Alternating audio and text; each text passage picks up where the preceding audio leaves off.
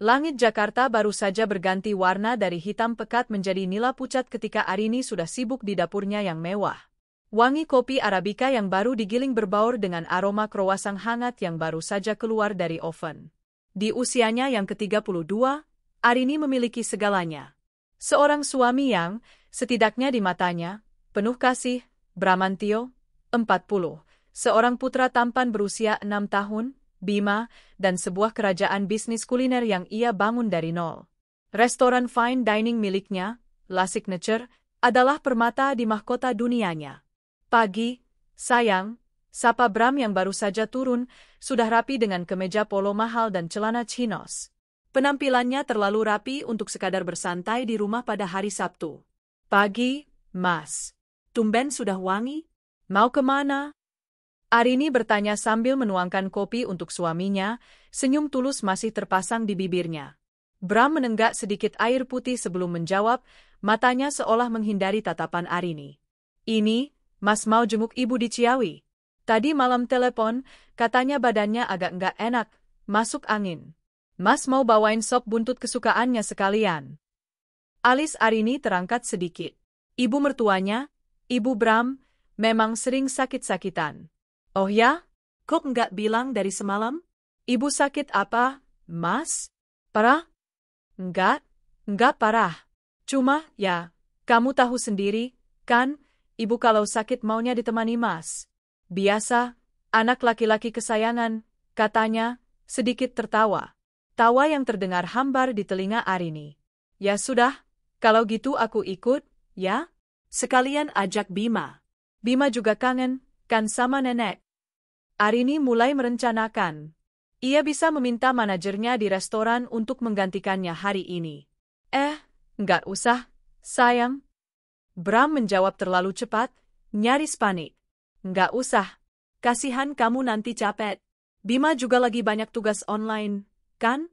Lagian ini Mas cuma sebentar, paling sore juga pulang. Kamu di rumah aja, ya? Istirahat. Bram mendekat, mencium kening Arini. Mas pergi dulu. Kamu di rumah aja, ya? PSC. Ibu lagi pengap, nanti kalau ramai-ramai malah nggak nyaman. Satu kejanggalan. Mertuanya adalah wanita yang sangat ramah dan selalu senang jika rumahnya ramai oleh cucunya. Pengap, batin Arini. Tapi ia menepisnya. Mungkin suaminya benar. Ya sudah, kalau gitu, Arini mengalah. Ia menyiapkan kotak makanan berisi sop buntut yang kebetulan ia masak kemarin, ditambah beberapa potong kroasang. Hati-hati di jalan, Mas. Salam buat ibu. Telepon aku kalau sudah sampai. Pasti, sayang. Love you. Bram mengambil kotak makanan itu, mengecup pipi Bima yang masih setengah mengantuk, dan bergegas masuk ke mobilnya. Arini melambaikan tangan hingga mobil SUV hitam itu hilang di tikungan. Ada sebersit rasa aneh yang mengganjal di hatinya, tapi ia menepisnya sebagai firasat buruk biasa. Jam di dinding menunjukkan pukul 3 sore. Arini sudah menelepon suaminya 3 kali, tapi semuanya langsung masuk ke kotak suara. Mungkin lagi nyetir, atau sinyalnya jelek di Ciawi, gumamnya, mencoba positif. Pukul 5 sore. Arini mencoba lagi. Masih kotak suara. Ia lalu mencoba menelepon nomor rumah mertuanya. Berdering lama, tidak diangkat. Kemana, ya? Hatinya mulai resah. Pukul 7 malam.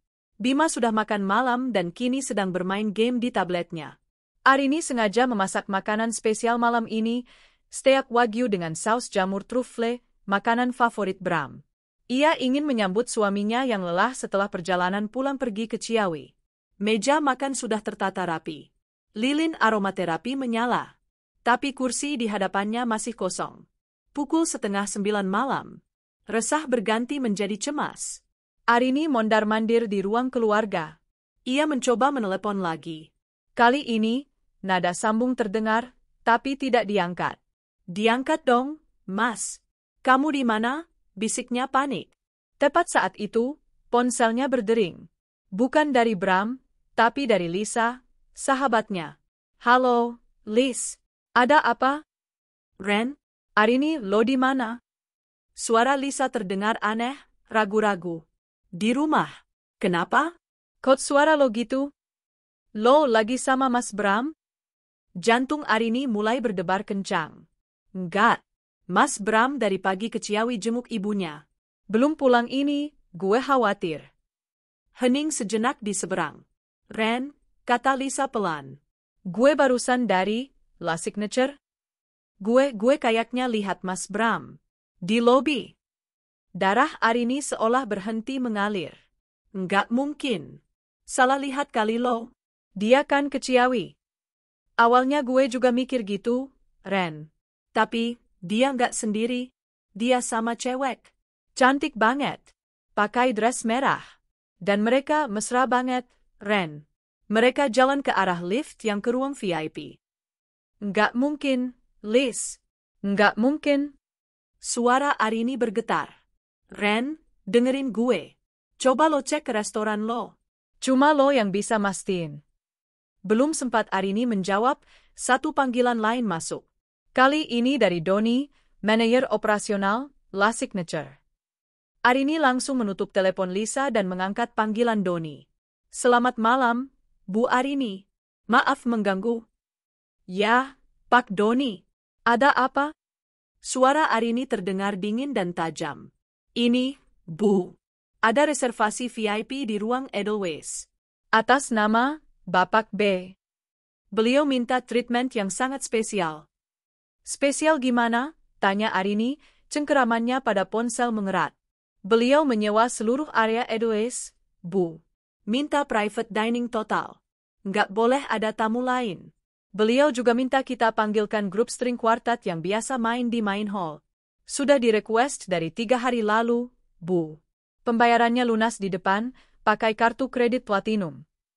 3 hari lalu. 3 hari lalu Bram masih tertawa bersamanya, merencanakan liburan sekolah Bima.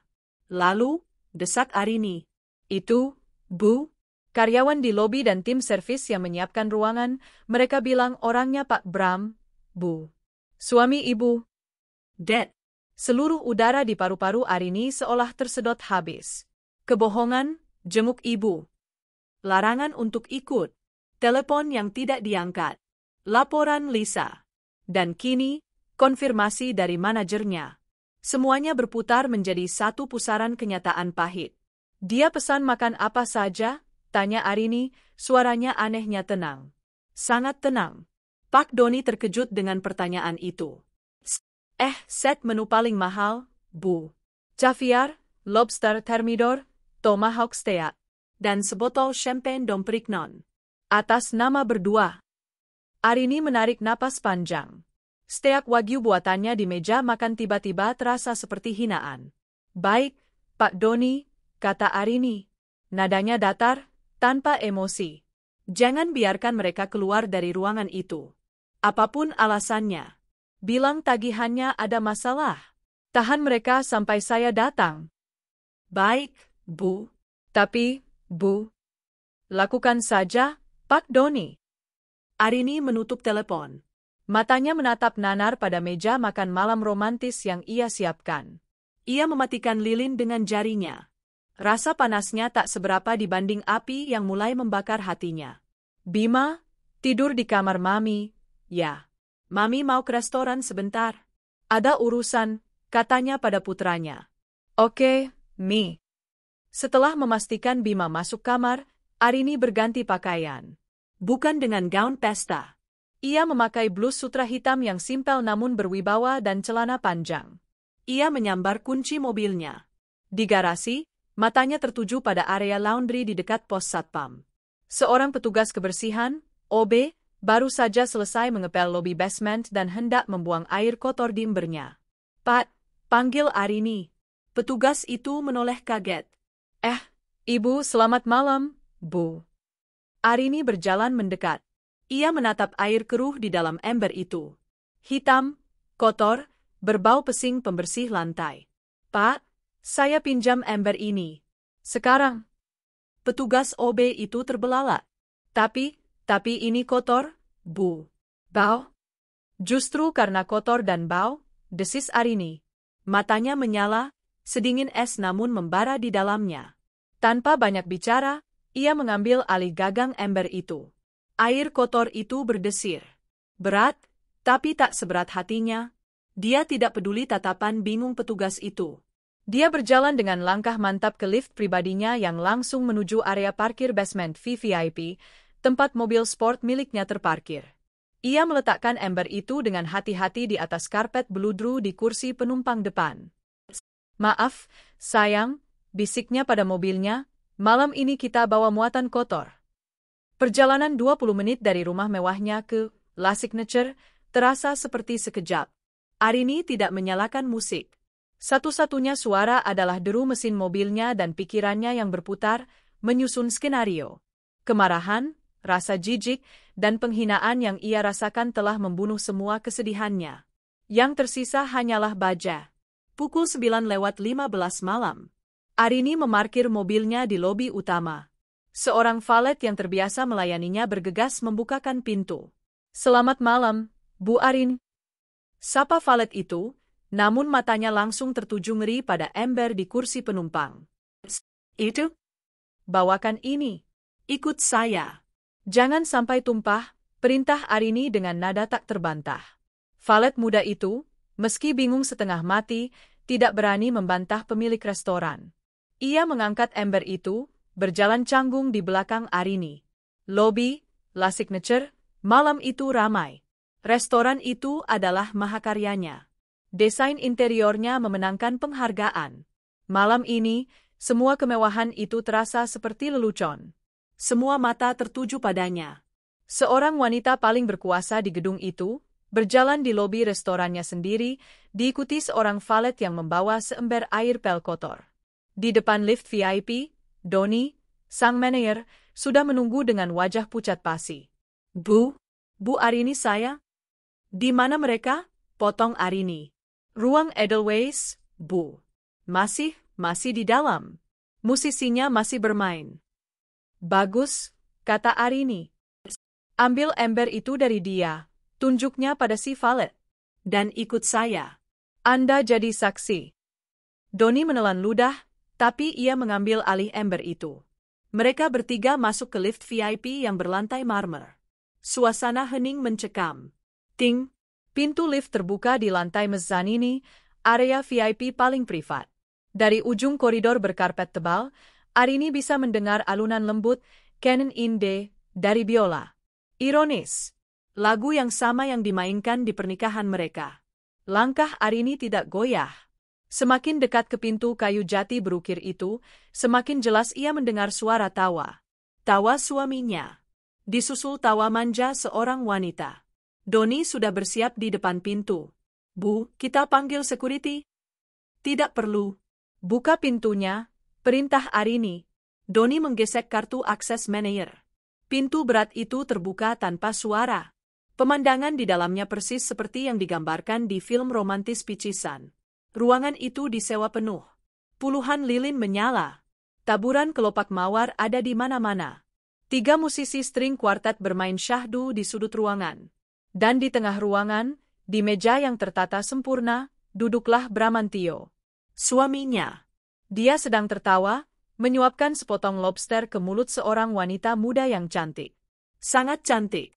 Wanita itu mengenakan gaun backless merah menyala, rambutnya tergerai, dan matanya menatap Bram penuh puja. Tangan mereka bertaut di atas meja. Botol Dom Perignon yang sudah setengah kosong tergeletak di dalam pendingin perak. Para musisi berhenti bermain, satu persatu, menyadari ada orang masuk. Bram dan wanita itu menoleh ke arah pintu. Mata Bram membelalak. Wajahnya yang tadinya merah karena tawa, kini pucat seperti mayat. "Ah, Arini." Wanita di depannya menatap Arini dengan bingung, lalu berubah menjadi angkuh. "Siapa kamu? Masuk seenaknya? Nggak lihat ini acara privat?"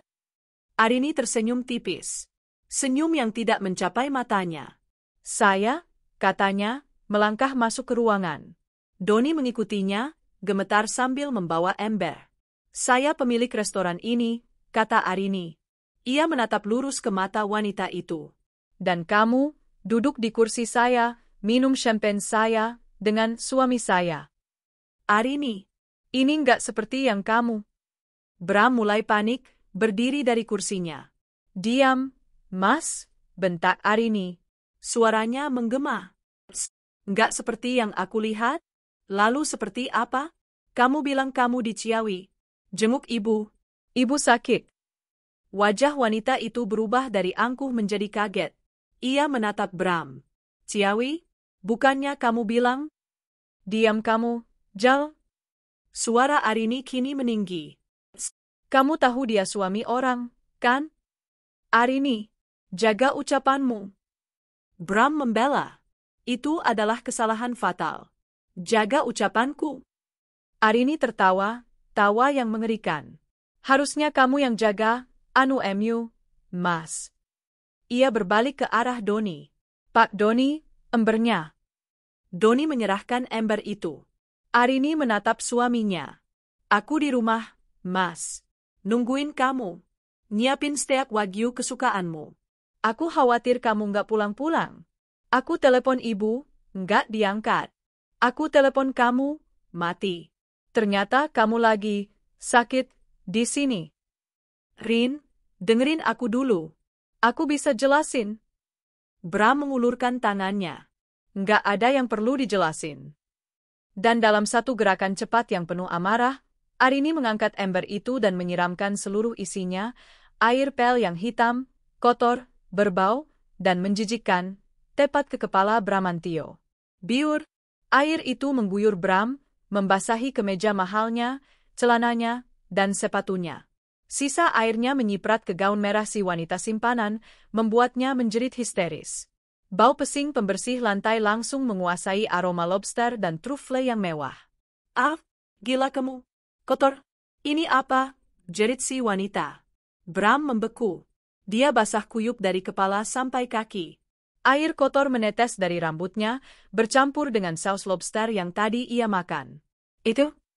Arini melempar ember kosong itu ke lantai. Itu air bekas pel. Tempat yang pantas untuk sampah seperti kalian. Arini, kamu sudah gila, teriak Bram, gemetar karena kaget dan malu. Saya gila? Saya gila karena dibohongi bertahun-tahun. Saya gila nungguin suami yang katanya jenguk ibunya, padahal lagi selingkuh di restoran saya sendiri. Arini mengambil napas. Pak Doni. Ya, Bu. Tagihannya. Doni menyerahkan map tagihan. Arini melemparkannya ke meja. Totalnya 47 juta rupiah. Untuk sewa ruangan, musisi, makanan, dan champagne. Bram menatap tagihan itu dengan ngeri. Aku bayar. Tapi, Rin? Bayar, kata Arini dingin. Pakai uangmu sendiri. Bukan uangku. Bram merogoh sakunya, mengeluarkan dompet. Wanita simpanannya menatap penuh harap. Oh, satu hal lagi, kata Arini sambil mengeluarkan ponselnya. Semua kartu kreditmu. Semua ATM-mu. Semua yang terhubung dengan rekening kita sudah kublokir 1 jam yang lalu. Selamat mencoba. Wajah Bram berubah dari pucat menjadi hijau. Dia memberikan kartu platinumnya pada Doni. Doni menggeseknya di mesin EDC portable. Maaf, Pak. Detenet. Bram mencoba kartu lain. Maaf, Pak. Limit. Dia mencoba kartu debit. Maaf, Pak. Saldo tidak mencukupi. Keringat dingin mulai membanjiri wajah Bram, bercampur dengan air pel yang bau. Rin, Arini please buka blokirnya. Aku bayar. Aku? Nggak bisa bayar, tanya Arini. Kamu pikir kamu bisa pesan semua ini gratisan? Aku dompetku ketinggalan 1 lagi. Bram beralasan. Wanita simpanan itu mulai panik. Mas, kamu kan kaya? Kok nggak bisa bayar? Mau main? Diam kamu, bentak Bram padanya. Bagus, kata Arini. Ia menatap pasangan yang kini basah kuyup, bau, dan menyedihkan itu. Kalian nggak bisa bayar? Oke. Ada cara lain. Arini menatap Doni. Pak Doni. Restoran kita lagi butuh tenaga cuci piring dan bersih-bersih toilet, kan untuk shift malam ini sampai subuh. Doni, yang kini mengerti arah permainan pemiliknya, tersenyum tipis. Betul, Bu. Kebetulan sekali. Tim cleaning service malam banyak yang izin. Sempurna. Arini menatap Bram dan wanita itu. Kalian berdua? Ganti baju. Seragam OB sudah disiapkan. Kalian cuci semua piring kotor di dapur. Kalian sikat semua toilet di lantai ini. Sampai jam 6 pagi. Anggap saja itu untuk bayar makanan kalian malam ini. Apa? Nggak mau, jerit si wanita. Kamu hina saya? Gila kamu, Rin. Aku suamimu, teriak Bram. Dulu, koreksi Arini. Mulai detik ini, kamu bukan siapa-siapa. Pak Doni, panggil security. Kalau mereka menolak kerja, tahan mereka di kantor. Biar saya panggil polisi atas tuduhan penipuan dan tidak bisa membayar tagihan restoran. Arini membalikkan badannya. Ia berjalan ke arah pintu, melewati para musisi yang menatap horor. Arini, jangan lakukan ini, Rin. Arini, raung Bram putus asa. Arini berhenti di ambang pintu, menoleh sedikit. Selamat bekerja. Dan kamu, ia menunjuk si wanita, pastikan toilet wanita bersih mengkilap. Saya nggak suka lihat ada noda. Arini melangkah keluar dari ruang Edelweiss, meninggalkan suaminya yang hancur dan kekasih gelapnya yang histeris, diserahkan pada Doni dan dua petugas security yang baru saja tiba. Malam itu, untuk pertama kalinya setelah berjam-jam, Arini akhirnya bisa bernapas lega. Pukul 6.01 pagi. Suara mesin pencuci piring industri di basement, La Signature, akhirnya berhenti beroperasi. Di area cuci piring yang panas dan beruap, Bramantio bersandar di dinding, kotor dan kelelahan. Seragam OB biru yang dipinjamkan padanya basah oleh keringat, air kotor, dan sisa makanan. Tangannya yang biasa memegang stik golf kini melepuh dan perih. Di sudut lain, dekat tumpukan kantong sampah, Vera, si wanita gaun merah, terduduk di lantai, menangis tanpa suara. Make-up-nya yang mahal telah luntur berjam-jam lalu, bercampur dengan air mata dan kotoran saat ia dipaksa menyikat 8 bilik toilet VIP. Gaun merahnya telah ditukar dengan seragam OB yang sama jeleknya. Pintu dapur terbuka. Pak Doni masuk, segar, wangi, dan sudah berganti kemeja. Ia menatap dua karyawan barunya itu dengan tatapan datar. Shift kalian selesai, kata Doni. Bram mengangkat kepalanya. Matanya merah. Doni, bilang ke Arini. Ini salah paham. Aku?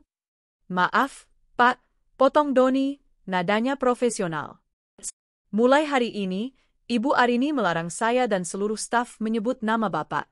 Instruksi saya adalah mengantar Bapak dan Nona ini keluar lewat pintu karyawan. Doni meletakkan 2 amplop coklat tipis di atas meja. Ini, gaji kalian untuk kerja semalam. Sesuai UR. Dipotong biaya seragam. Ini adalah penghinaan terakhir. Dan ini, Doni mendorong sebuah tas kreset hitam ke arah mereka. Barang-barang kalian. Ponsel, dompet. Sesuai instruksi, kami sudah menghapus semua data reservasi atas nama Bapak B dari sistem kami. Restoran ini tidak pernah menerima Anda. Vera adalah yang pertama menyambar tas kresek itu. Ia memeriksa ponselnya. Wajahnya pias. Mungkin ia baru sadar reputasinya hancur di antara staf restoran. Ia menatap Bram dengan penuh kebencian. Jadi ini kamu, Mas? Laki-laki hebat yang sewa private room? Desah Vera, suaranya serak. Ternyata kamu gembel yang gak bisa bayar? Kamu permalukan aku. Vera, dengerin, ini semua? Nggak usah jelasin, bentak Vera. Ia mengambil amplop gajinya yang tipis. Aku kira kamu high class. Ternyata kamu cuma numpang hidup sama istri kaya. Vera melemparkan seragam OB kotor itu ke lantai dan bergegas pergi. Dengan sisa tenaganya, ia berlari keluar dari pintu belakang, mencari taksi di pagi buta, melarikan diri dari penghinaan terbesar dalam hidupnya. Dia tidak peduli lagi pada Bram. Bram ditinggal sendirian. Lelah, bau, dan kini ditinggal selingkuhannya. Pak, kata Doni dingin. Silakan keluar. Pintu di sebelah sana. Pukul 6.45 pagi. Sebuah taksi online berhenti di depan gerbang megah rumah Arini. Bram turun dengan langkah gontai. Ia masih mengenakan celana chinos yang semalam basah air pel, kini sudah mengering kaku dan bau. Kemejanya hancur. Ia mencoba menekan bel. Tidak ada jawaban. Ia mencoba memasukkan kode di gerbang. Akses ditolak. Pak Ujang, teriaknya pada satpam yang biasa membukakan pintu untuknya. Pak Ujang keluar dari posnya, tapi tidak membukakan gerbang. Wajahnya datar. Pak, buka pintunya. Ini saya, Bram. Maaf, Pak, kata Pak Ujang, dengan nada resmi. Saya dapat instruksi dari Ibu Arini. Mulai pagi ini, Bapak dilarang masuk ke area rumah ini. Apa-apaan ini?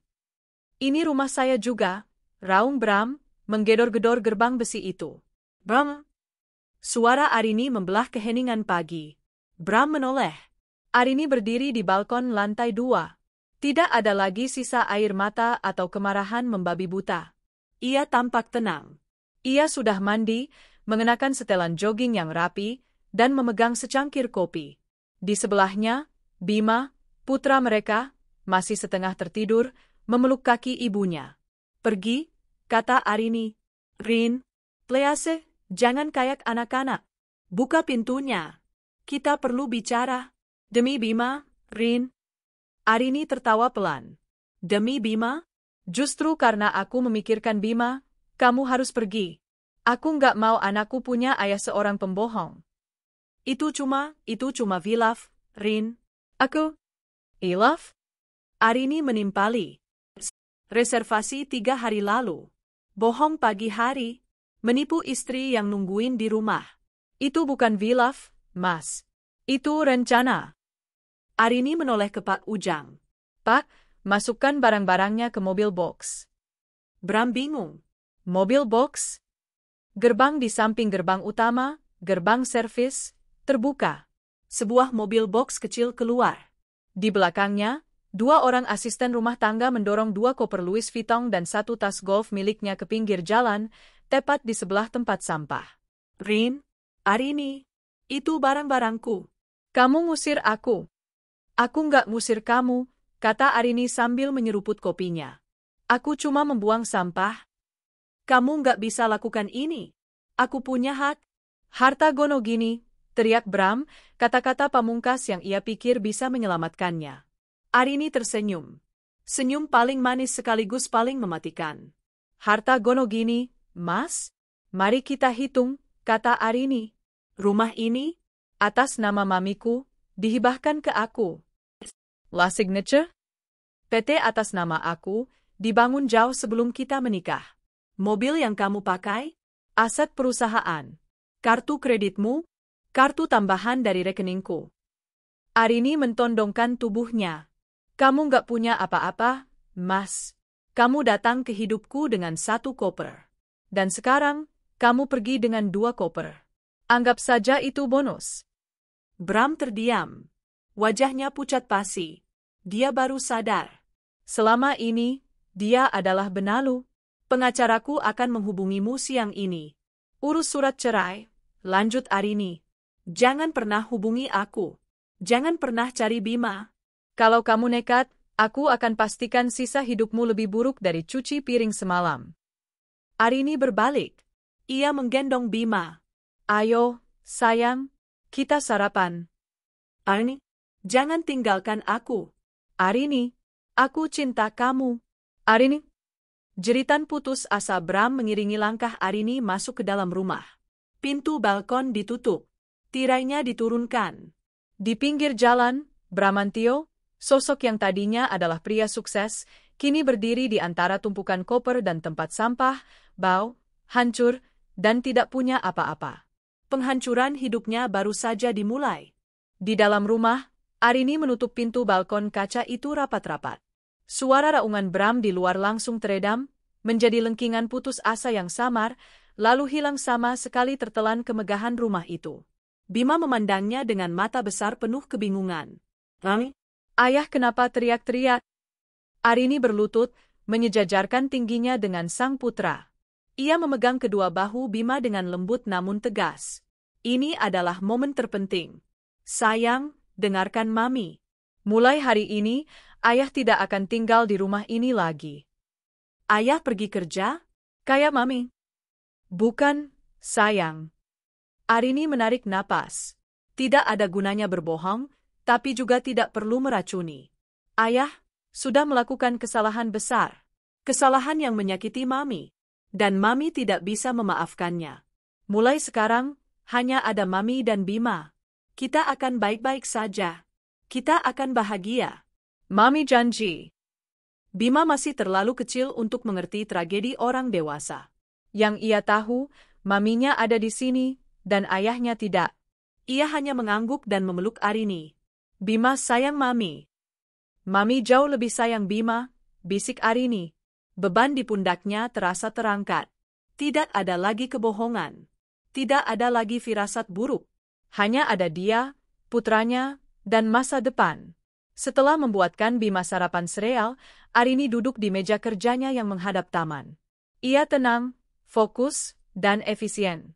Seperti seorang CEO yang sedang mengambil alih perusahaan yang merugi. Pukul 7.30 pagi, ia sudah melakukan 3 panggilan telepon krusial. Panggilan pertama, pengacara.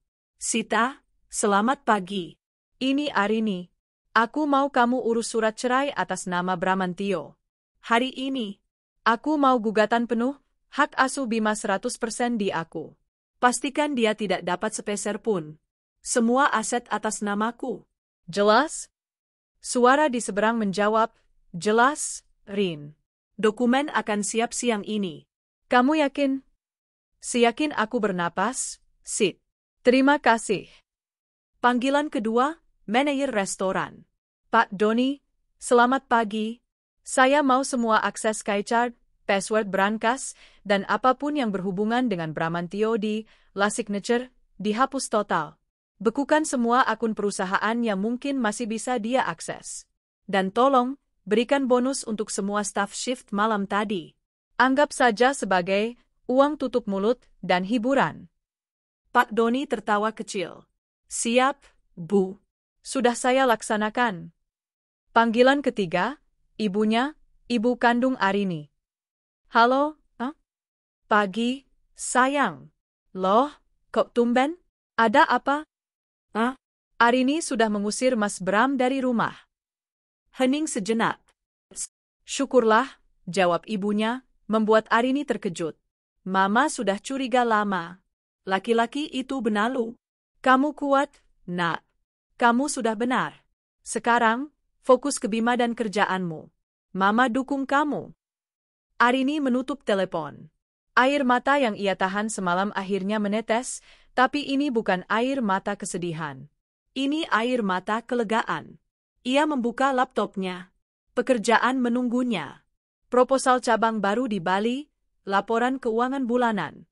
Untuk pertama kalinya dalam bertahun-tahun, ia bekerja dengan nyaman, damai, tanpa perlu menebak-nebak suaminya di mana atau sedang berbohong apa. Hidup tanpa pengkhianat terasa begitu ringan.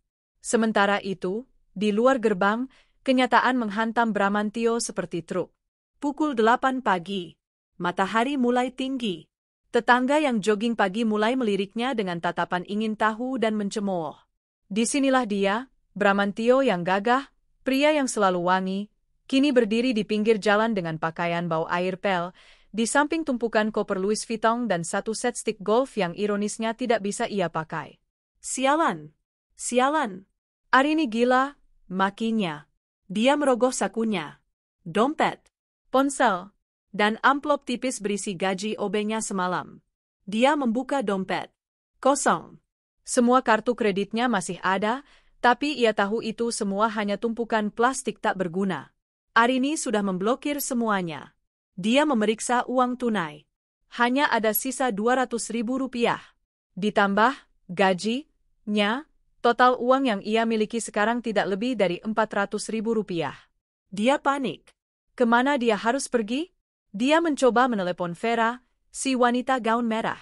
Nomor yang Anda tuju sedang tidak aktif. Dia sudah diblokir. Tentu saja. Wanita itu sudah kabur setelah tahu dia gembel. Dia mencoba menghubungi teman-teman golfnya. Halo, Bro Rian. Sorry pagi-pagi gue. Waduh, Bram. Gue lagi di Singapura, nih. Urusan mendadak. Sorry, ya. Klik. Telepon ditutup. Bram tahu Rian berbohong. Dia mencoba teman lainnya. Bro Dito. Aduh, sorry, Bram. Lagi meeting penting banget. Nanti gue telepon balik. Klik. Dito tidak akan pernah menelepon balik. Berita pasti sudah menyebar. Arini, dengan jaringannya, pasti sudah memastikan semua orang tahu siapa dia sebenarnya. Putus asa, malu, dan lapar, dia menelan harga dirinya. Dia menelepon satu-satunya orang yang mungkin masih mau menerimanya, ibunya di Ciawi. Halo, Bu? Suaranya bergetar, mencoba terdengar menyedihkan. Bram, kamu di mana? Ya Allah, Nak. Suara ibunya terdengar panik. Ada harapan. Bu, Bram diusir, Bu. Arini jahat sama Bram. Dia? Kamu yang jahat, Bram, potong ibunya, suaranya kini berubah tajam. Arini sudah telepon ibu tadi. Dia cerita semuanya. Kamu bilang kamu mau jenguk ibu sakit. Ibu sehat di sini. Kamu malah bawa perempuan lain ke restoran istri kamu. Kamu pakai nama ibu untuk berbohong. Kamu bikin malu keluarga, Bram. Malu? Bu, tapi Bram gak punya siapa-siapa lagi. Bram gak punya uang? Itu urusanmu. Ibu pusing. Jangan pernah kamu bawa masalahmu ke sini. Ibu sudah tua, Bram. Jangan bikin ibu mati karena malu. Klik. Telepon ditutup. Bram terhuyung. Ibunya sendiri telah membuangnya. Dia benar-benar sendirian. Tukang ojek yang mangkal di ujung jalan menatapnya. Satpam kompleks menatapnya. Seorang pemulung yang lewat melirik tumpukan kopernya dengan iri. Bramantio menatap koper mewahnya. Tas itu bernilai ratusan juta, tapi sekarang tidak bisa menolongnya. Dengan sisa uang di sakunya, ia memesan taksi online. Mau kemana, Pak? Tanya sopir taksi, menahan tawa melihat pria perlente yang bau comberan. Bram terdiam. Dia tidak punya tujuan. Jalan dulu aja, Pak, katanya lirih. Dia menjual jam tangan Rolex di tangannya ke pedagang loak di pinggir jalan dengan harga 1/10 dari harga aslinya, hanya untuk mendapatkan uang tunai agar bisa menyewa kamar motel murah dan bau di area kumuh kota. Malam itu, saat Arini dan Bima tidur nyenyak di kasur king size mereka yang nyaman, Bramantio tidur di kamar motel sempit, ditemani nyamuk, dan bau air pel yang masih menempel di tubuhnya. Kehancurannya baru saja dimulai. 6 bulan berlalu sejak malam penuh penghinaan di ruang Edelweiss. Musim telah berganti, begitu pula takdir.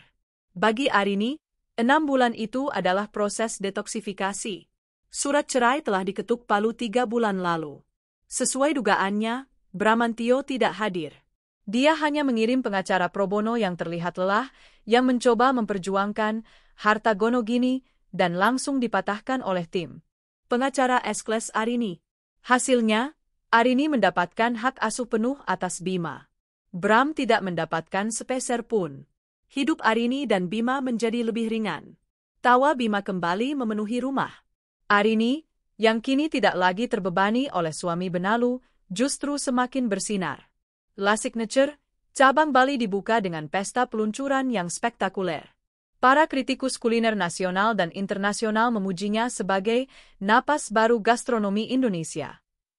Arini kini lebih sering bolak-balik Jakarta-Bali, mengelola bisnisnya yang berkembang pesat. Ia tidak hanya nyaman, ia bahagia. Sore itu, ia sedang duduk di daybed di villa pribadinya di Canggu, memandangi Bima yang sedang belajar berenang dengan instruktur privatnya. Ponselnya berdering. Pak Doni.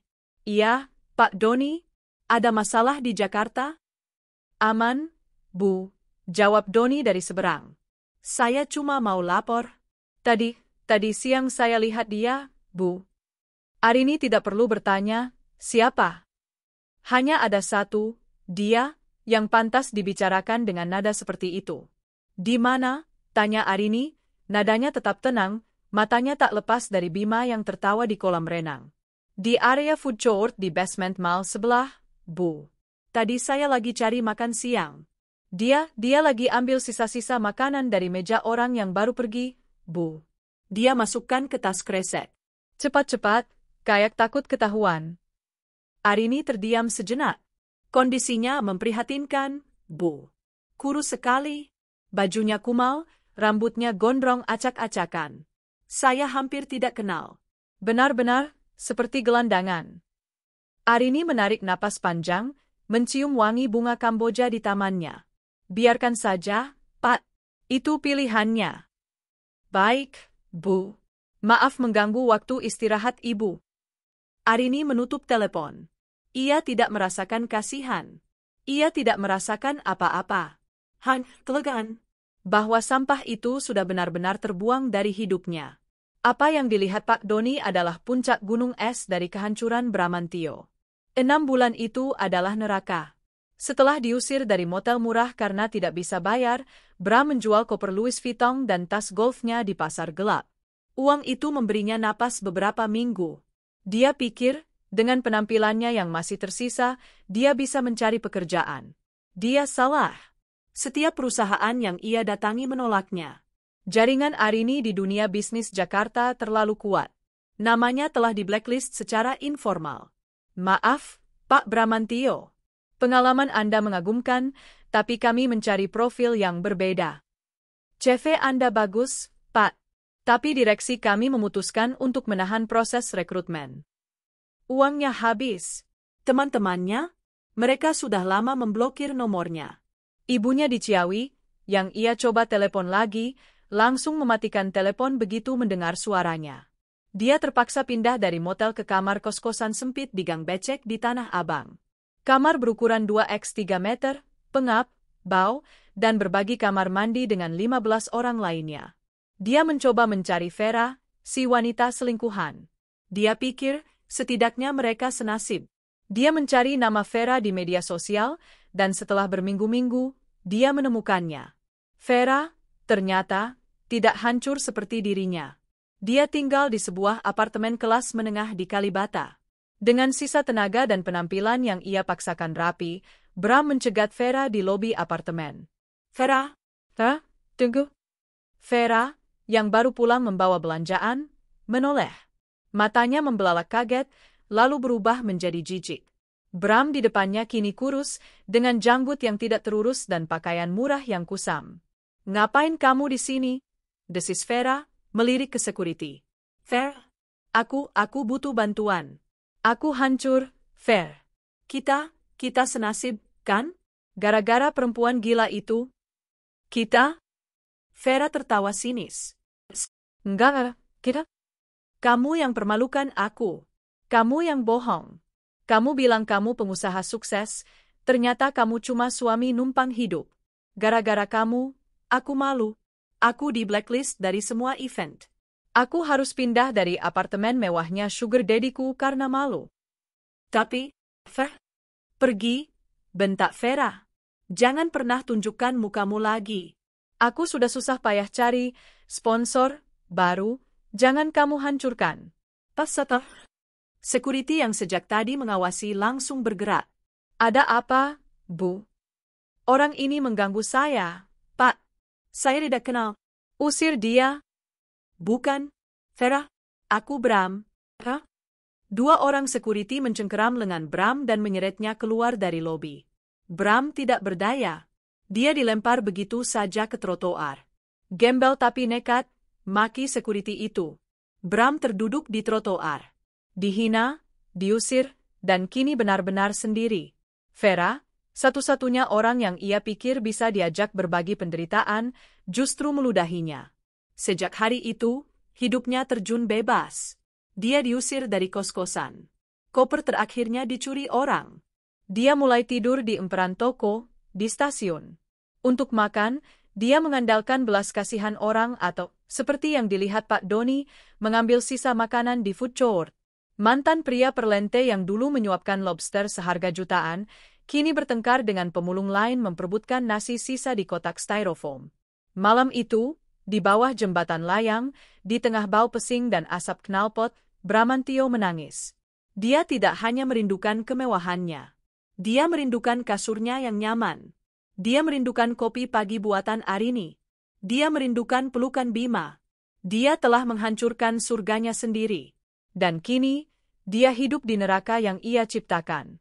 1 tahun penuh telah berlalu sejak malam di ruang Edelweiss. Bagi Arini, itu adalah 12 bulan penuh pencapaian. Bagi Bramantio, Itu adalah 12 bulan perjalanan ke dasar neraka. Di sudut ibu kota yang paling kumuh, di bawah jembatan layang yang berdebu dan berisik, hidup seorang pria. Sulit untuk mengenalinya sebagai Bramantio. Pria itu kini kurus kering, tulang pipinya menonjol tajam di antara janggut dan kumis yang tumbuh liar dan kotor.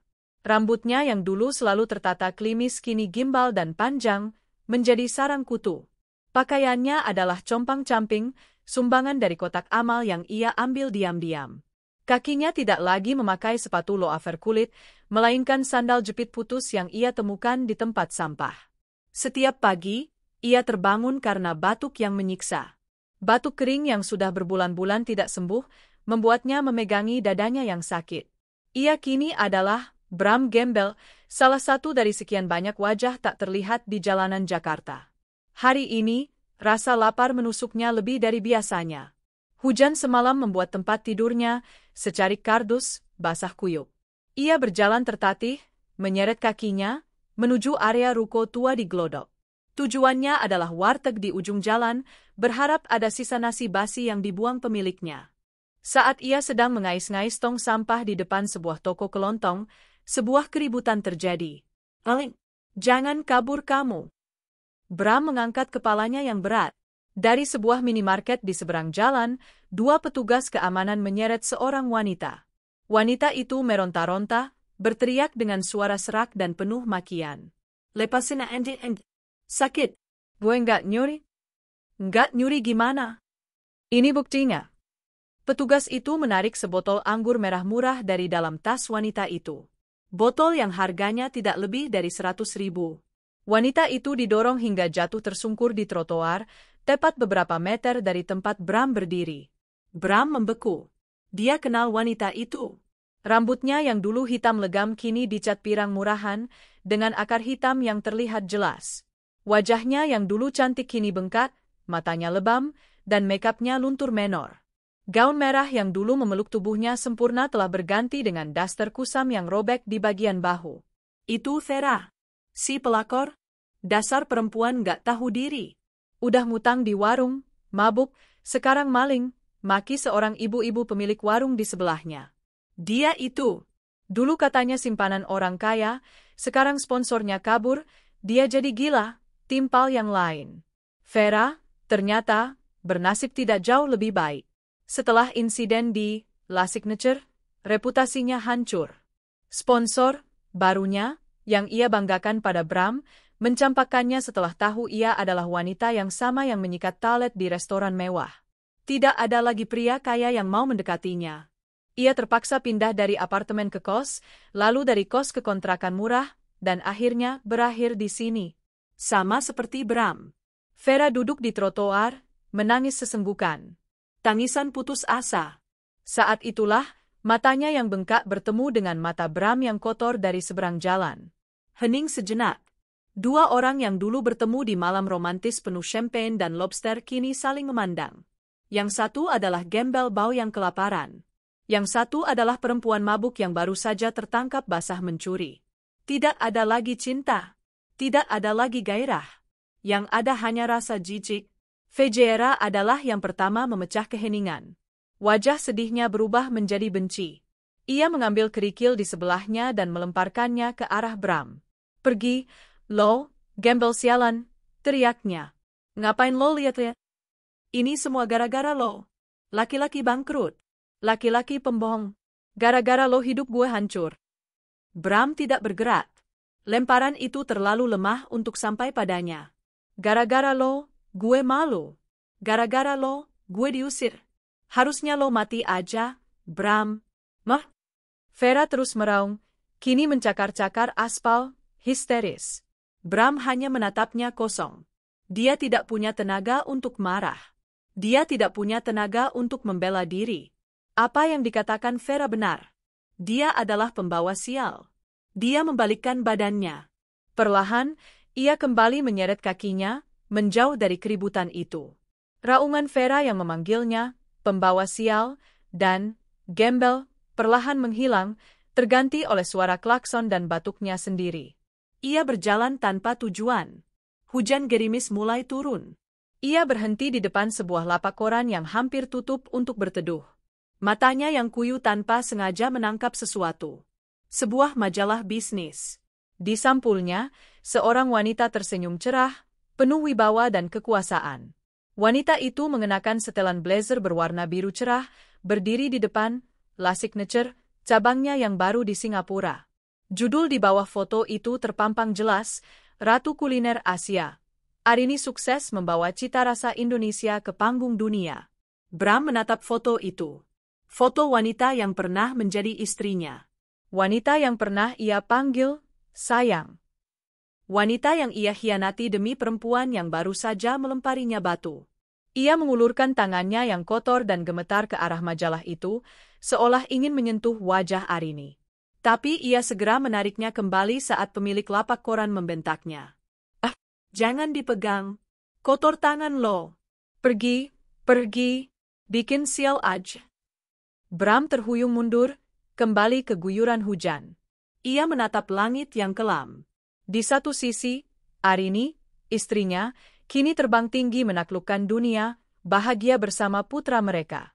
Di sisi lain, dia dan Vera, dua pengkhianat itu, kini sama-sama terbuang di jalanan, hancur, dan tidak dianggap ada oleh dunia. Hujan semakin deras, membasahi tubuhnya yang ringkih, menyamarkan air mata penyesalan yang akhirnya tidak bisa ia tahan lagi.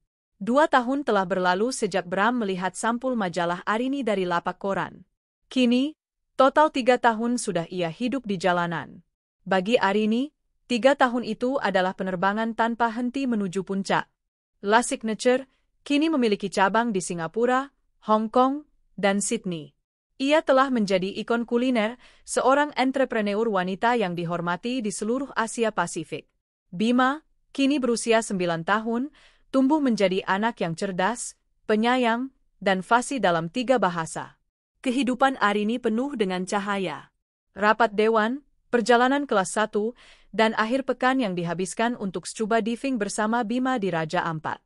Ia telah sepenuhnya lupa, ia telah memilih untuk melupakan bayangan masa lalunya. Suatu sore di hari Jumat, Arini baru saja menjemput Bima dari sekolah internasionalnya. Mereka baru saja mampir ke toko mainan, dan Bima tertawa di kursi belakang mobil limousine Bentley-nya, sibuk merakit set Lego arsitektur yang rumit. Mami, lihat, Bima bisa bikin menara Eiffel. Wah, hebat anak Mami. Arini tersenyum, menatap putranya dari cermin tengah. Hatinya penuh. Inilah dunianya. Inilah kebahagiaannya. Mobil berhenti di sebuah persimpangan besar di Jakarta Selatan. Lampu merah. Hujan baru saja reda, menyisakan udara yang lembab dan jalanan yang becek.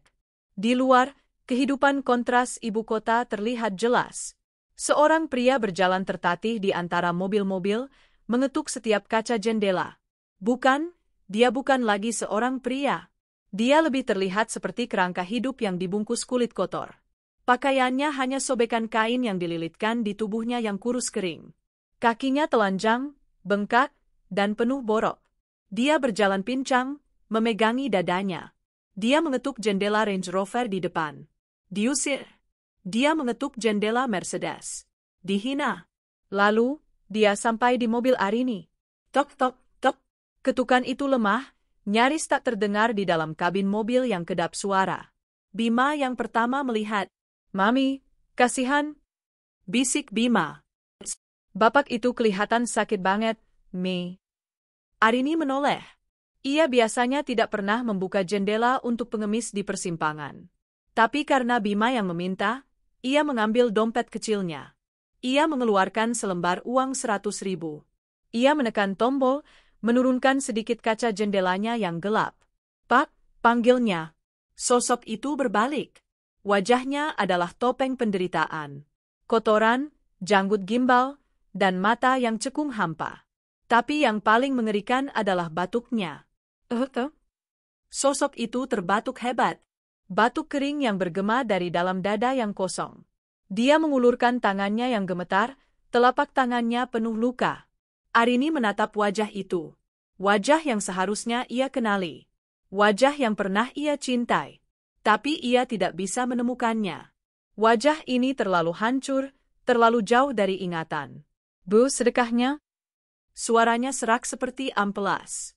Arini menyodorkan uang itu. Saat sosok itu mengambilnya, jemarinya yang kotor menyentuh ujung kuku Arini yang termanicure sempurna. Dan pada saat itulah, mata mereka bertemu. Mata hampa itu tiba-tiba menyala. Hanya sedetik. Sebuah kilatan kesadaran. Sebuah horor pengenalan. Itu Bram. Atau, apa yang tersisa darinya. Waktu seolah berhenti. Bram menatap Arini. Wanita di dalam mobil mewah, wangi, cantik, dan berkuasa. Wanita yang dulu adalah istrinya. Lalu dia menatap Bima di kursi belakang. Anak yang tidak pernah ia lihat lagi. Bram tidak berkata apa-apa. Dia tidak bisa. Mulutnya terbuka, tapi yang keluar hanyalah suara desisan udara. Dia menatap uang 100.000 di tangannya. Lalu dia menatap Arini lagi. Dia tidak menangis. Dia tidak memohon. Dia hanya hancur. Mami, kok lama? Tanya Bima dari belakang. Lampu berubah hijau. Mobil di belakang mulai membunyikan klakson. Guncangan itu membangunkan Arini. Dia menatap lurus ke depan. Tanpa ekspresi. Dia melepaskan remnya. Saat mobil mulai melaju pelan, Bram mengambil satu langkah ke depan, seolah ingin mengatakan sesuatu. Tapi tubuhnya mengkhianatinya. Dia terbatuk lagi. Kali ini, bukan batuk kering. Seteguk darah kental berwarna hitam menyembur dari mulutnya, mengenai aspal yang basah. Bima menjerit ngeri. Mami, bapak itu berdar. Bram jatuh berlutut, memegangi dadanya, terengah-engah. Uang 100.000-an itu jatuh dari genggamannya dan terbang tertiup angin jalanan. Arini tidak menoleh. Ia tidak melihat ke kaca spion. Ia hanya menekan tombol untuk menutup jendelanya rapat-rapat, mengunci dunia luar. Enggak apa-apa, sayang, katanya pada Bima dengan tenang. Bapak itu sudah ada yang urus nanti. Tapi, Mi, kita pulang, ya. Bima selesaikan legonya. Nanti malam kita makan sushi. Mobil Bentley itu melaju mulus, meninggalkan persimpangan, meninggalkan sosok yang terbatuk dan sekarat di pinggir jalan, di antara klakson dan polusi. Arini menyalakan musik klasik. Ia mengemudi menuju rumahnya yang nyaman, menuju putranya yang aman, menuju hidupnya yang sempurna. Tanpa pengkhianat. Dia sudah lupa pada genangan darah di persimpangan jalan itu bahkan sebelum dia sampai di tikungan pertama. Arini mengangguk. Ia melangkah ke atas panggung kecil. Semua percakapan berhenti. Ratusan mata menatapnya penuh kekaguman. Selamat malam, suara Arini terdengar jernih dan tenang. Malam ini, 25 tahun lalu, La Signature, dibuka. Sebuah mimpi kecil yang saya bangun dengan darah, keringat, dan air mata. Ia terdiam sejenak, tatapannya menyapu taman. Hidup mengajarkan saya satu hal, untuk membangun sesuatu yang indah, kadang Anda harus menghancurkan dulu apa yang busuk. Anda harus berani membuang sampah, tidak peduli seberapa lama sampah itu telah tinggal di rumah Anda. Para tamu bertepuk tangan, mengira itu hanya kiasan bisnis. Hanya beberapa orang, Lisa, Pak Doni, yang kini menjadi direktur operasional seluruh grup, dan ibunya, yang tahu persis makna di balik kata-kata itu. Tapi malam ini, lanjut Arini, senyumnya mengembang, bukan tentang masa lalu. Ini tentang masa depan. Ia mengulurkan tangannya. Masa depan saya ada di sini. Putra saya, Bima. Bima naik ke panggung, memeluk ibunya. Hari ini, Bima tidak hanya lulus, kata Arini, suaranya kini bergetar haru. Hari ini, saya secara resmi menyambutnya sebagai direktur pengembangan bisnis baru untuk La Signature Global. Dia yang akan membawa mimpi ini ke generasi selanjutnya. Tepuk tangan membahana. Bima mengambil mikrofon.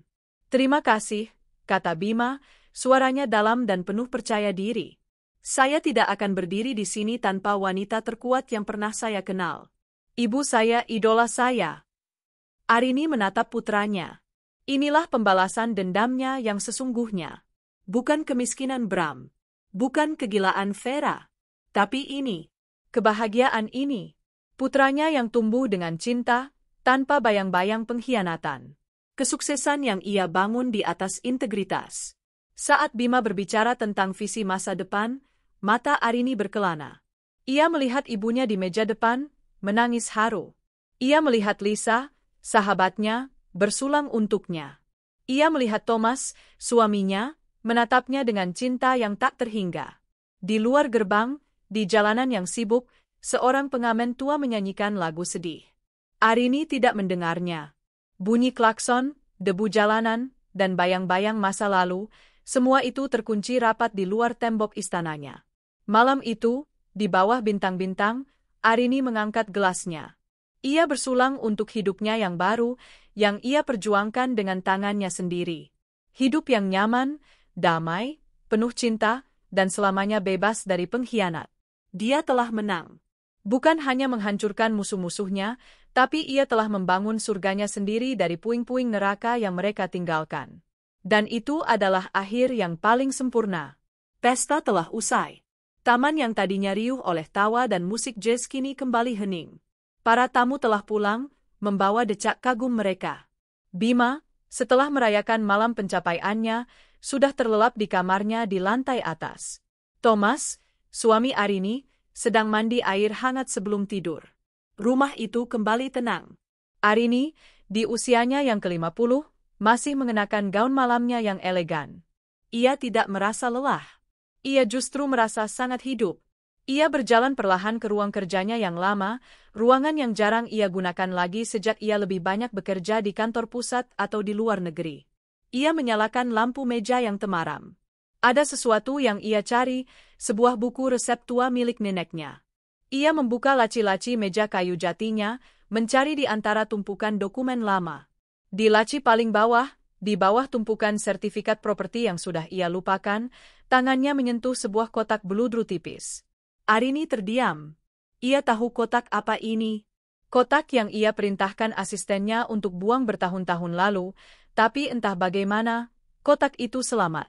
Perlahan, ia mengangkatnya. Debu tipis menempel di permukaannya. Ia membukanya. Di dalamnya, hanya ada satu benda. Sebuah foto berbingkai perak kecil. Foto keluarga. Foto yang diambil sekitar 18 tahun lalu. Dirinya yang jauh lebih muda, tersenyum kaku. Bima kecil yang tertawa di pelukannya. Dan di sampingnya, merangkul bahunya, Bramantio. Bram. Tampan, tersenyum penuh percaya diri, mengenakan kemeja polo mahal. Senyum yang sama yang ia berikan pada wanita simpanan itu di restoran. Arini menatap foto itu. Lama sekali. Ia mencoba mencari sisa-sisa emosi. Kemarahan? Sudah lama padam. Kesedihan? Sudah menguap. Kebencian? Tidak ada lagi. Yang ia rasakan hanyalah kehampaan. Ia seperti sedang melihat foto orang asing. Ia teringat 3 wajah Bram. Wajah di foto ini, pria tampan yang penuh kebohongan. Wajah di restoran, pucat, basah kuyup oleh air pel, dan penuh kengerian. Wajah di persimpangan, kerangka hidup yang hancur, menatapnya dengan mata kosong, batuk darah di aspal. Dulu, ia pikir pembalasan dendamnya adalah saat ia menyiramkan air pel itu. Lalu, ia pikir pembalasannya adalah saat Bram dan Vera harus menyikat talet. Kemudian, ia pikir pembalasannya adalah saat ia melihat Bram menjadi gembel yang sekarat. Ia salah. Arini menatap sekeliling ruang kerjanya. Foto-fotonya bersama Bima di depan Menara Eiffel. Fotonya bersama Thomas di pernikahan mereka di Italia. Penghargaan-penghargaan yang berjejer di dinding. Dia sadar. Pembalasan dendamnya yang sesungguhnya bukanlah kehancuran Bram. Pembalasan dendamnya yang sejati adalah kebahagiaannya. Kesuksesannya. Kedamaiannya. Fakta bahwa ia bisa melihat foto ini, foto pengkhianatnya, dan tidak merasakan apa-apa, itulah kemenangan terbesarnya. Pintu ruang kerja berderit pelan. Thomas masuk, sudah mengenakan piyama sutra. Hei, sapanya lembut. Kukira kau sudah tidur. Apa yang kau lihat? Arini tidak menyembunyikan foto itu. Ia menunjukkannya pada suaminya. Hanya kenang-kenangan lama. Thomas melihat foto itu, mengenali pria di dalamnya dari cerita Arini. Ia tidak berkata apa-apa. Ia hanya mengulurkan tangannya. Arini tersenyum. Ia mengambil foto itu dari bingkai peraknya. Ia melipat foto itu sekali, 2 kali. menjadi persegi kecil. Ia lalu berjalan dengan tenang ke tempat sampah di sudut ruang kerja. Dan, tanpa ragu sedikit pun, ia menjatuhkan lipatan foto itu ke dalamnya. Sudah selesai, bisik Arini. Thomas tersenyum, merangkul bahu istrinya. Ayo tidur, ratuku. Besok kau harus menaklukkan dunia lagi. Arini mematikan lampu meja. Ia bersandar pada suaminya, berjalan keluar dari ruang kerja itu, meninggalkan masa lalu yang kini sudah benar-benar menjadi sampah di tempatnya. Malam itu, Arini tidur lebih nyenyak dari kapanpun. 2 tahun telah berlalu sejak malam perayaan kelulusan Bima. Arini, di usianya yang ke-52, sedang berada di kantor pusat, La Signature, Global, sebuah gedung pencakar langit yang menjulang di jantung Jakarta, yang juga miliknya. Ia sedang memimpin rapat Dewan Direksi, membahas ekspansi ke pasar Amerika, ketika asisten pribadinya, seorang wanita muda yang efisien bernama Rika, masuk dan meletakkan sebuah catatan kecil di depannya. Arini menghentikan sejenak presentasinya, mengambil catatan itu. Isinya, "Maaf, Bu. Wanita tua dari Ciawi menelepon lagi di jalur pribadi Anda. Sudah 3 kali pagi ini. Namanya Hartini. Dia bilang dia neneknya Pak Bima." Arini menatap nama itu. Hartini. Butuh waktu 3 detik penuh baginya untuk mengingat siapa nama itu. Hartini. Ibu Bramantio. Bukan Arini yang memberikan nomor pribadinya. Pasti wanita tua itu menemukannya dari data lama entah di mana. Arini menatap Dewan Direksi yang menunggu. "Maaf, 5 menit," katanya. Ia bangkit dan berjalan ke kantor pribadinya yang berdinding kaca, menghadap pemandangan kota. Rika mengikutinya. "Dia bilang apa?" tanya Arini, suaranya tenang. "Sama seperti minggu lalu, Bu," lapor Rika. "Dia menangis. Bilang rumahnya disita ban. Dia hidup sebatang kara dan sakit-sakitan. Dia minta tolong ibu. Atau setidaknya, minta bicara dengan Pak Bima. Dia bilang dia kangen cucunya." Arini memandang keluar jendela. Kehidupan di bawah sana terlihat kecil, seperti semut. Ia teringat percakapan telepon terakhirnya dengan wanita itu, lebih dari 20 tahun lalu. Pagi hari setelah Bram diusir.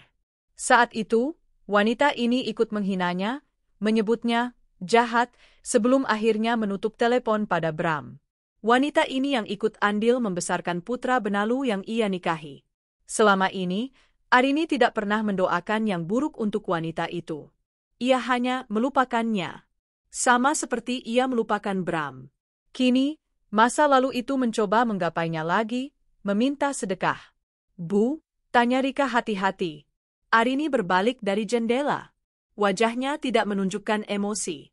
Tidak ada kemarahan, tidak ada dendam, bahkan tidak ada kasihan. Yang ada hanya ketidakpedulian yang total. "Rika," kata Arini. "Ya, Bu."